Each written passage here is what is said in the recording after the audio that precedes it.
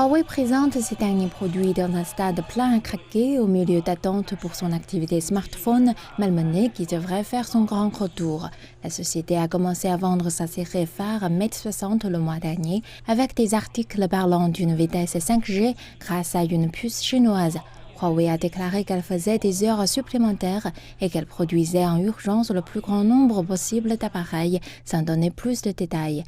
Elle se concentre plutôt sur une nouvelle tablette ultra fine et sur le système d'exploitation Harmony. Notre Harmony OS 4.0, lancé il y a un mois, a été téléchargé par plus de 60 millions d'utilisateurs sur smartphones et tablettes.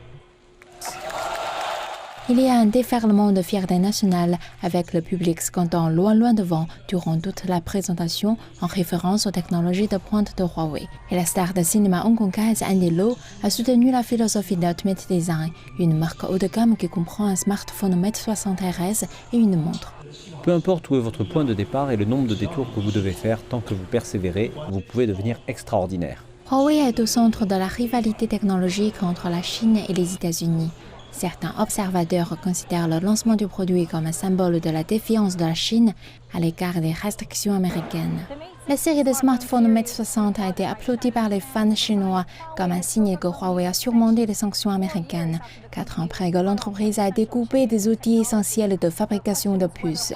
Des questions quant à savoir si les percées de Huawei ne vont pas déclencher une escalade des contrôles à l'exportation.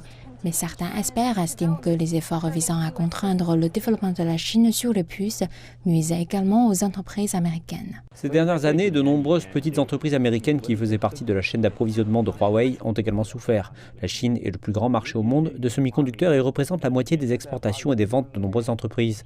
Les entreprises chinoises comme Huawei ont été forcées de devenir autosuffisantes et, une fois qu'elles y parviendront, les entreprises américaines pourraient perdre encore plus de parts de marché.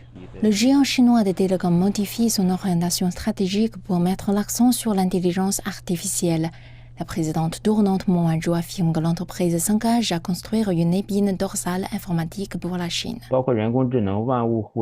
La Chine et les États-Unis partagent la responsabilité de collaborer sur l'IA et l'Internet des objets. Les deux superpuissances doivent se donner la main sur l'élaboration des politiques pour aider à naviguer dans un nouvel ordre socio-économique.